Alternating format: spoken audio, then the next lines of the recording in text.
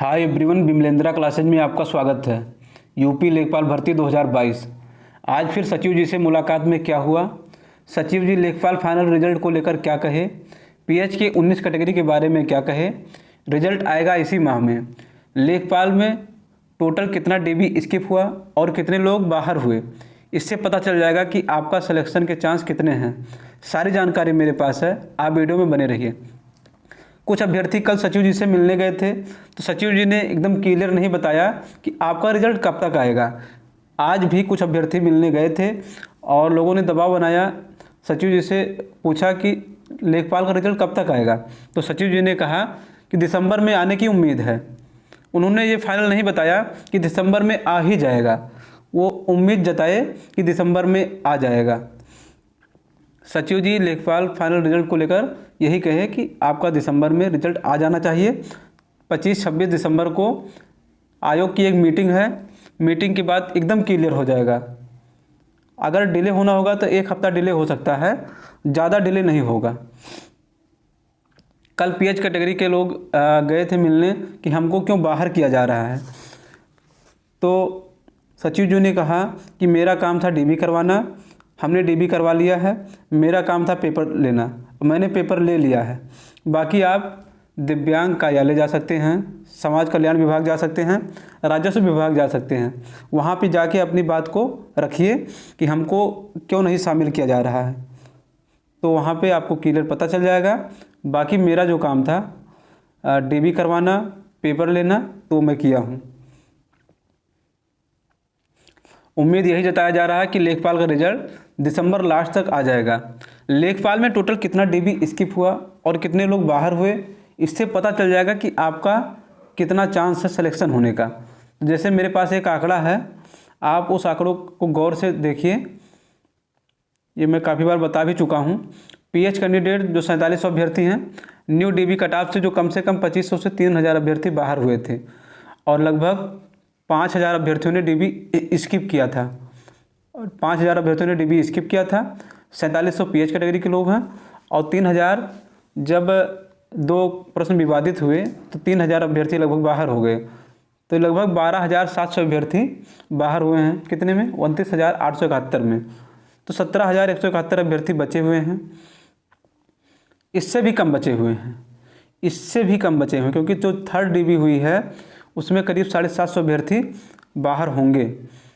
क्योंकि पहले दिन 40% डीबी स्किप हुआ था, दूसरे दिन 50% डीबी स्किप हुआ था। पहले दिन 280 डीबी स्किप हुआ और दूसरे दिन 350 डीबी स्किप हुआ। और मेरे हिसाब से 750 डीबी स्किप हुआ है। बहुत से अभ्यर्थी जान ही नहीं पाए थे कि उनका डीबी है, थर्ड डीबी में उनका नाम आया है। बाकी जो लेखपाल का कट ऑफ है वो तो मैं आपको बताया हूँ, कट ऑफ क्या रह सकती है। आप लोग ये समझ लीजिए, इससे कम कट ऑफ नहीं जा सकती है, बहुत रेयर केस में जा सकती है। क्योंकि अभी भी 17,000 अभ्यर्थी बचे हुए हैं और लगभग एक सीट पे 2 लोग हैं, एक सीट पे 2 लोग हैं।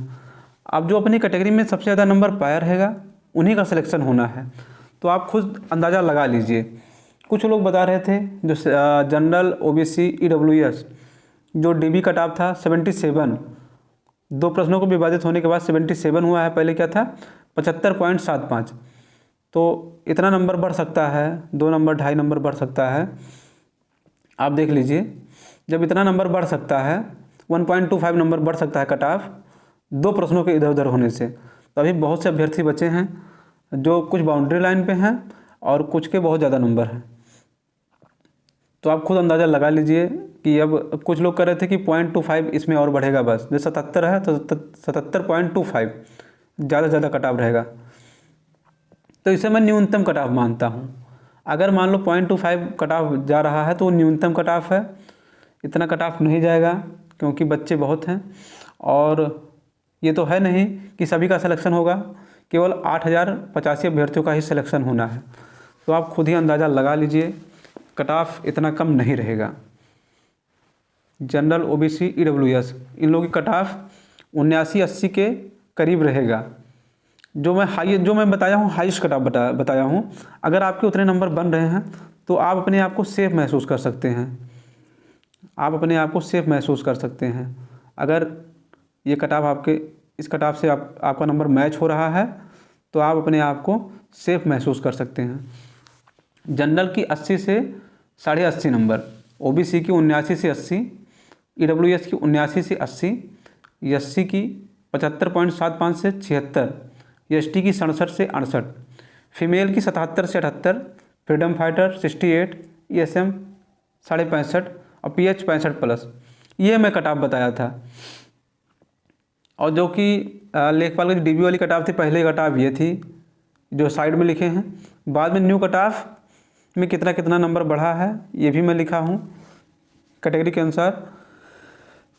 अब बहुत से लोग कहते हैं इतनी आप जो कट ऑफ बताते हैं बहुत गलत बताते हैं। बहुत लोग पॉजिटिव रिस्पांस देते हैं, सर आपका एनालिसिस बहुत अच्छा है, आप जो भी कहीं से भी डाटा कलेक्ट किए हैं वो अच्छा डाटा कलेक्ट किए हैं और आपका हर चीज़ मुझे अच्छा लगता है। तो कुछ लोग बहुत पॉजिटिव कमेंट करते हैं तो मुझे बहुत अच्छा लगता है। मैं यही चाहता हूँ कि आपका डाउट क्लियर हो। आप खुद ही अंदाज़ा लगा लीजिए कि जो ये मैं बताया हूँ ये डाटा जब फर्स्ट डीबी हुआ था तो 40 दिन डीबी हुआ था, 110 के आसपास डेली डीबी स्किप हो रहे थे। 110 के आसपास डेली डीबी स्किप हो रहे थे। अगर आप 40 से मल्टीप्लाई कर देंगे तो लगभग 4400 के आसपास डीबी स्किप हुआ है। तो ये एक एवरेज हम लिए थे तो लगभग वो 5000 डीबी स्किप हुआ है। उसके बाद पीएच के 4700 कैंडिडेट और जो दो क्वेश्चन जो गलत हुए थे कुछ अभ्यर्थियों के तो वो बाहर हो गए, तो 3000 वो अभ्यर्थी मोटा मोटा मैं जोड़ा हूँ तो 12700 अभ्यर्थी ये हैं। आप ये भी जान लीजिए जो थर्ड डीबी आई थी उसमें 750 के आसपास डीबी स्किप हुआ है, तो 700 ये भी हटा दीजिए आप तो बचेंगे 12000। नहीं 700 क्यों हटा देंगे, इसमें 700 और ऐड कर दीजिए तो ये हो जाएगा 13400 अभ्यर्थी। 13400 अभ्यर्थी ये बाहर हो गए हैं पहले से। और कुछ अभ्यर्थी जो डीबी स्किप भी नहीं किए हैं, डीबी करवा लिए हैं, बाकी कहीं ना कहीं उनका ज्वाइनिंग हो गया है तो ये लोग गलत किए हैं, वो एक सीट ख़राब किए हैं बस। क्योंकि बाद में अगर वेटिंग लिस्ट नहीं आई तो कोई मतलब नहीं रह जाएगा, वो सीट खाली चली जाएगी। सब कुछ मैं आपको क्लियर कर दिया हूँ। अगर आपको कुछ पूछना रहेगा तो आप मैसेज से पूछ सकते हैं। अगर आपको मेरा वीडियो अच्छा लगा तो चैनल को सब्सक्राइब करें, बेल आइकन की नोटिफिकेशन को ऑन कर लें जिससे मेरी लेटेस्ट वीडियो आप तक पहुँच सके। धन्यवाद, आपका दिन शुभ हो।